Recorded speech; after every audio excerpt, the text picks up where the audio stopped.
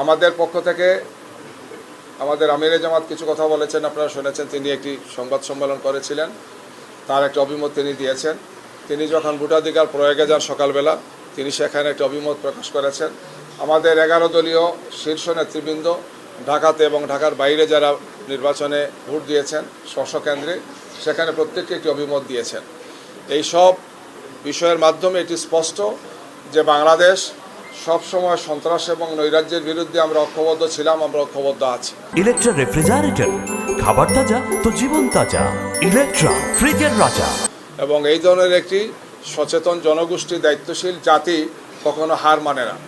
এই জাতি হার মানবে না। এই জাতি তার অভীষ্ট লক্ষ্যে পৌঁছে যাবে।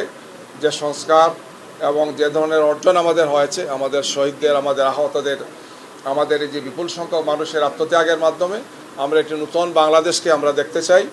আমাদের দৃঢ় বিশ্বাস যে দেশবাসী আমাদের 11 দলীয় নির্বাচনী ঐক্যের যে প্রার্থী আমরা দিয়েছি 299 জন, আমরা আশা করছি যে বিপুল ভোটে ইনশাআল্লাহ আমরা সর্বোচ্চ সংখ্যক আসনে নির্বাচিত হয়ে আমরা দেশবাসীর প্রত্যাশা পূরণ করব ইনশাআল্লাহ।